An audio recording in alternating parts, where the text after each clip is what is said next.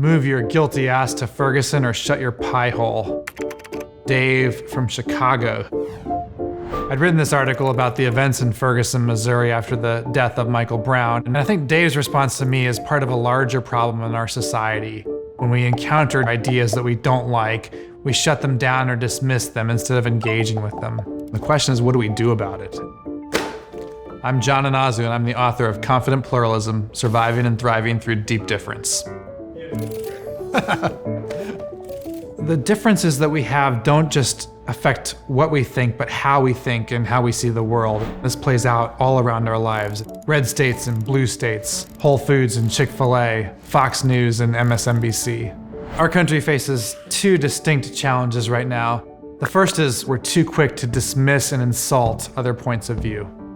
The second challenge, just as problematic, is we surround ourselves with people who think just like us and who don't actually challenge our ideas. Imagine what my own writing would look like if I only shared drafts with my mom, who thinks everything I write is gold.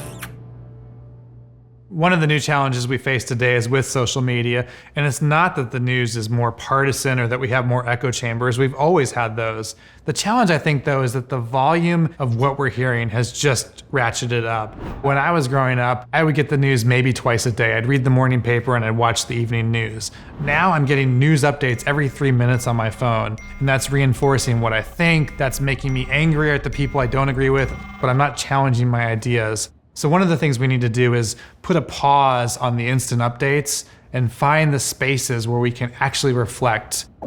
Confident pluralism is a framework for engaging across difference.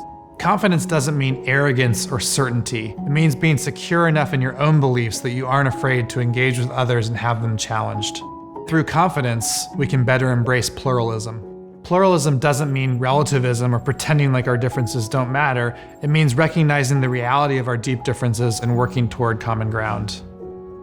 One reviewer of my book suggested that it was doomed to immediate irrelevance. And I don't think that's true. I actually have some optimism that we can move forward. And one of the reasons is that we've been here before. We've long had deep differences in our country, and sometimes even against great odds, we've found a way to maintain a modest unity. So what can you and I do in our daily lives and our interactions with other people? Rather than demand acceptance, we can choose tolerance.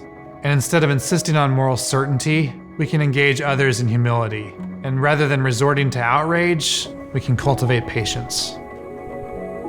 Every one of us can choose to modulate our social media practices. We can choose to diversify our news feeds to make sure we're hearing more than one side of a story. We can choose to reach out to someone who's different than us to share a meal or a conversation. I seldom find someone who has nothing to offer me. That actually, even the people who disagree with me the most have some insight or some perspective or some bit of wisdom that's going to make me a better person, a better citizen, a better friend. And I learn best when I'm open to listening to other people. We're not always going to bridge ideological difference, but we can start to bridge relational difference, and we can start to see each other as human beings. Get smarter, faster with videos from the world's biggest thinkers.